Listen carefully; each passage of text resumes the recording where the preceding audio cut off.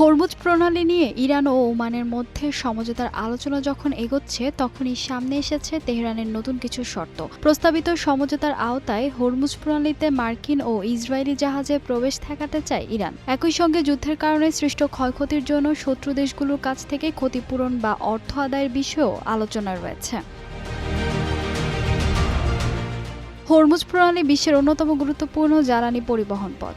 মধ্যপ্রাচ্যের তেল ও গ্যাসের বড় একটি অংশ এই সরু জলপথ দিয়ে বিশ্বের বিভিন্ন দেশে যায়। ফলে এখানে জাহাজ চলাচল বাধাগ্রস্ত হলে শুধু মধ্যপ্রাচ্য নয়, বৈশ্বিক জ্বালানি সরবরাহ ও তেলের বাজারেও বড় ধরনের প্রভাব পড়তে পারে। এ কারণেই যুদ্ধের শুরু থেকেই হরমুজের নিরাপত্তা নিয়ে আন্তর্জাতিক উদ্বেগ তৈরি হয়েছে।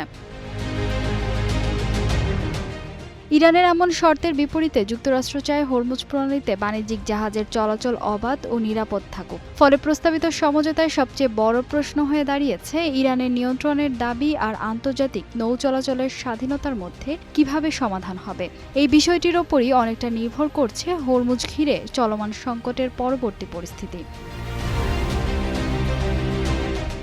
এদিকে ইরান ও ওমানের মধ্যে আলোচনা এগিয়ে যাওয়ার খবর পাওয়া যাচ্ছে। মার্কিন কর্মকর্তারাও জানিয়েছেন, হরমুজ নিয়ে ইরান ও ওমানের মধ্যে শিগগিরই একটি সমঝোতা হতে পারে। তবে চূড়ান্ত চুক্তি না হওয়া পর্যন্ত ইরানের শর্তগুলো বাস্তবে কতটা কার্যকর হবে তা স্পষ্ট নয়।